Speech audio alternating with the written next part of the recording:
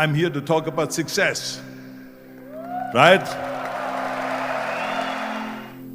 The first rule of success is to have a vision. You see, if you don't have a vision of where you go, and if you don't have a goal where you go, you drift around and you never end up anywhere. It's like you can have the best ship in the world, you can have the best airplane in the world. If the pilot or the captain doesn't know where to go, it would just drift around. It would not end up anywhere, or most likely in the wrong place. So I was very fortunate that I stumbled onto my vision. I mean, as you know, I was born in 1947 in Austria after the Second World War. And I didn't really like Austria when I grew up. I couldn't wait to get out of there. I couldn't see myself becoming a farmer or a worker in a factory or anything like that. Even though my parents wanted me to stay there and have a normal life. My father wanted me to become a police officer like he was. My mother wanted me just to stay there and marry a girl with the name of Heidi, hopefully, and have a bunch of kids and run around like the Van Trapp family in The Sound of Music. But that was their vision, not mine. My vision was totally different. I felt that I was born for something special, for something unique, for something big. Again, I was very fortunate that one day after school I walked by a store in Graz, which was called Brühl. And it was the only store that really sold kind of American stuff. So one day, a magazine that had Reg Park on the cover. Reg Park was then a 3-time Mr. Universe. And I saw him on the big screen as Hercules. And on the cover it said, how Reg Park, Mr. Universe, became the Hercules star. That's what the cover story was all about. So I looked at the cover and I said to myself, I got to get this magazine. So I bought the magazine, I took it home and I read it over and over from the front page to the back. How he was discovered to play the starring role in Hercules. I read that and I said to myself, wow, this is the blueprint for my life. This is exactly what I want to do. I want to become a bodybuilding champion just like Reg Park. I want to get into movies just like Reg Park. And I want to make millions of dollars and be rich and famous just like Reg Park.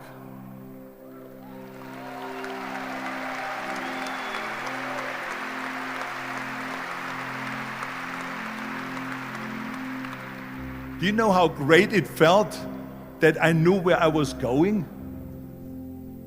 Imagine the majority of people don't know where they're going. I knew where I was going, that I'm going to become this bodybuilding champion just like him. So it was just a question of how do you do it?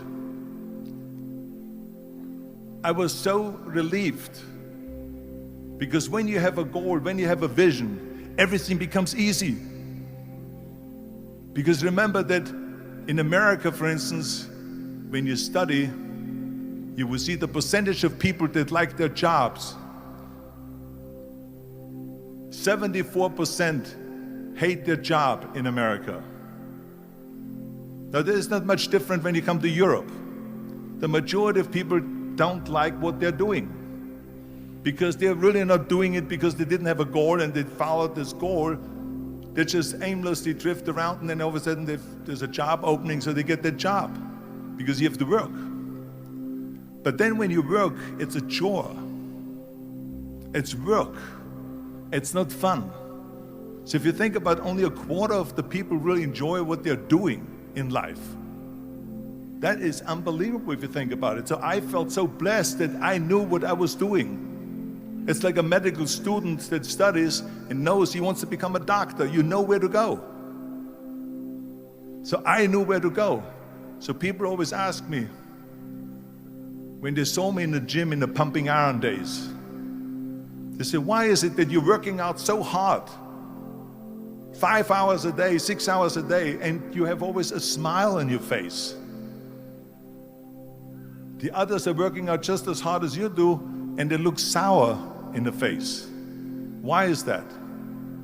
And I told people all the time, I said, because to me, I'm shooting for a goal. In front of me is the Mr. Universe title.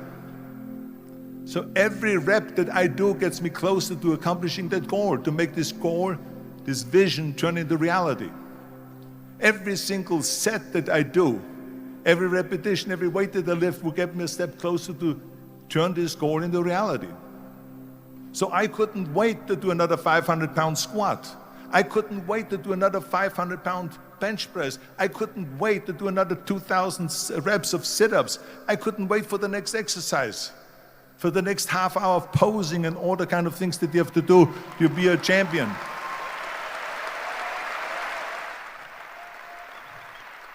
So let me tell you something, visualizing your goal and going after it makes it fun. You got to have a purpose no matter what you do in life. You got to have a purpose. So that's rule number one, have a vision. Rule number two is, don't listen to the naysayers. Don't listen to the naysayers.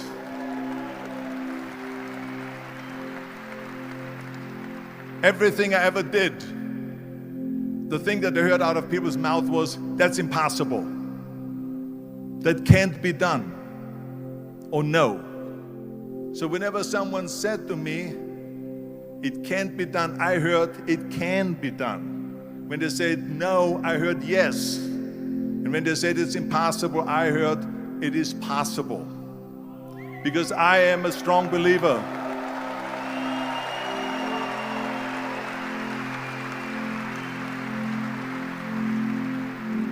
I'm a strong believer of what Nelson Mandela said, that everything is always impossible until someone does it. Well, I'm going to be the one, I said to myself, I'm going to do it and I'm going to show it to them. Maybe it has never been done before. That's perfectly fine with me. But I'm going to do it. And I did not listen to the naysayers. And the next thing, the third point that I'm going to make to you is, before we sit down with Jürgen and talk about the rest of the three, is work your ass off. There is no magic pill. There is no magic out there. You cannot get around. You have to work and work and work. And it drives me crazy when people say that they don't have enough time to go to the gym for 45 minutes a day and work out. Or to do something for 45 minutes to an hour a day to improve. If it is physically improve or if it is mentally to improve. Imagine you read 1 hour a day about history. How much you will learn after 365 hours in 1 year. Think about if you study about the history of musicians, of composers, how much you would know. Imagine if you would work on a business, on some business that you want to develop every day for an hour.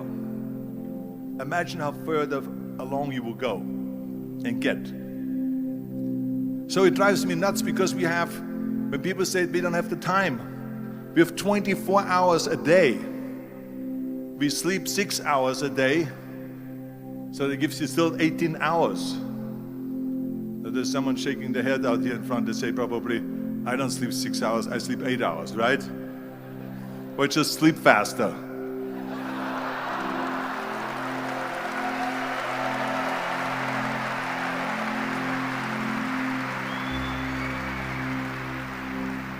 So we have 18 hours a day. The average person works around 8 to 10 hours. So let's assume it's 10 hours, so if you have 8 hours left, then you travel around an hour a day, maybe 2 hours a day. So now you have still 6 hours left. So what do you do with these 6 hours? What do you do with these 6 hours? Then we eat a little bit, then we schmooze a little bit, talk a little bit to people and all that stuff. But you can see how much time there is available if you organize your day. So you got to work hard. I mean, let me tell you something. When I went to America, I went to college. I went and worked out 5 hours a day. And I was working on construction.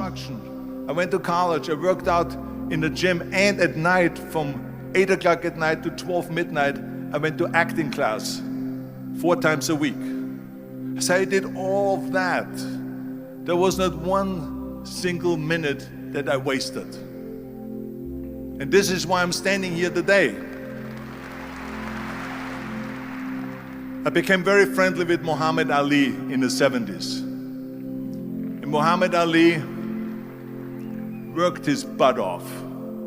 And I saw it firsthand. And I remember that there was a sports writer that was there in the gym when he was working out and he was doing sit-ups. And they asked him, how many sit-ups do you do?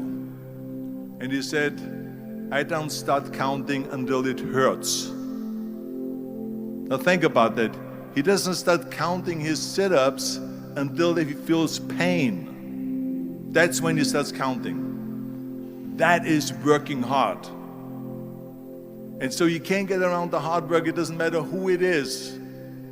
As a matter of fact, I believe what Ted Turner said, work like hell and advertise.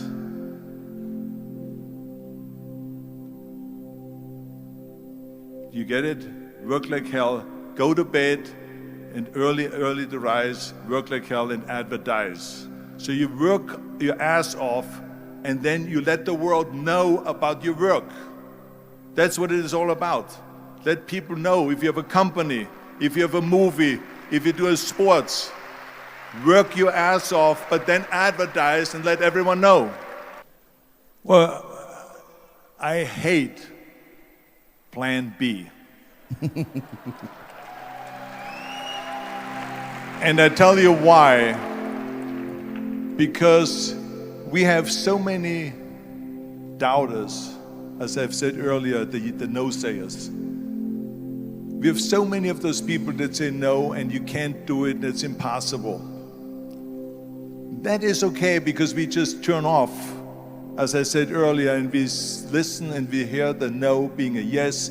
You can't do it, you can do it, and all of that. So that is possible to do that amongst all the negative people around you. But when you start doubting yourself, that's very dangerous. Because now what you're basically saying is that if my plan doesn't work, I have a fallback plan, I have a plan B. And that means that you start thinking about plan B, and every thought that you put into plan B, you're taking away now that thought and that energy from plan A.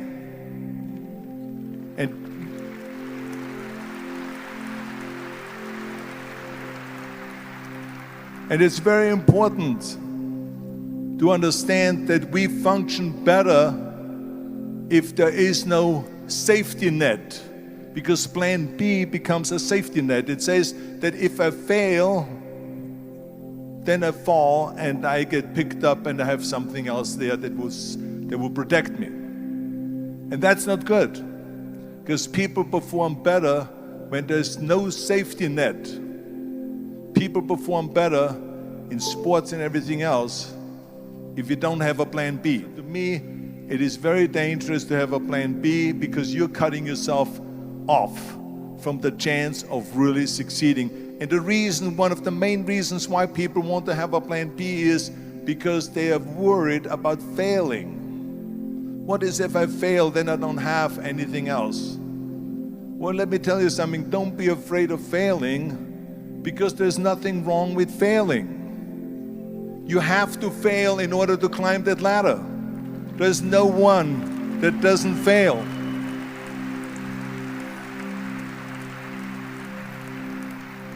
We all fail. It's okay.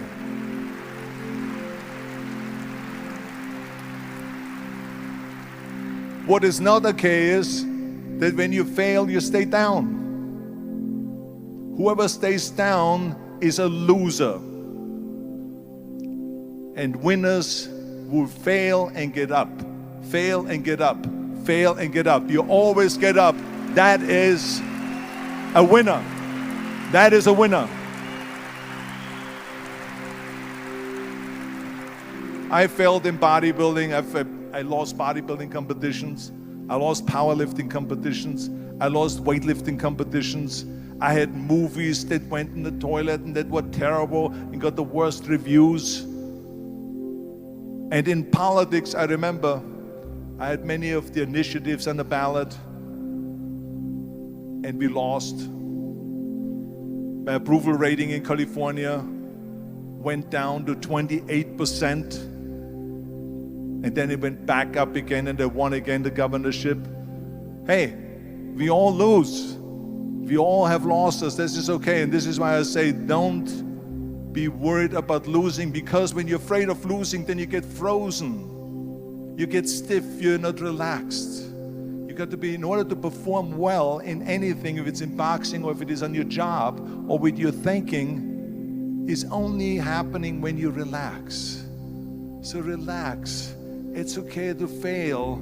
Let's just go all out and give it everything that you got. That's what it is all about. So don't be afraid to fail. I think this is one of my 6 rules to success. You can only feel complete as a person if you think about what can you do for your fellow member around you that maybe needs help. I felt like that everyone has a different motivation why you get into that. I was an immigrant going to America, and I saw how America was the most generous country in the world. I mean, they opened up their arms to me, they helped me, they invited me for Thanksgiving dinner. The people, they brought me, the bodybuilders in the gym brought me plates to my apartment because I had no plates, I had no silverware, I had no bedware, I had no pillows, I had no blanket, I had no TV, I had no radio, I had nothing. They brought it to my apartment. They helped me. And I saw that firsthand, this generosity in America. And I said to myself, as an immigrant that is being embraced with open arms, that I need to go and make sure that I give something back.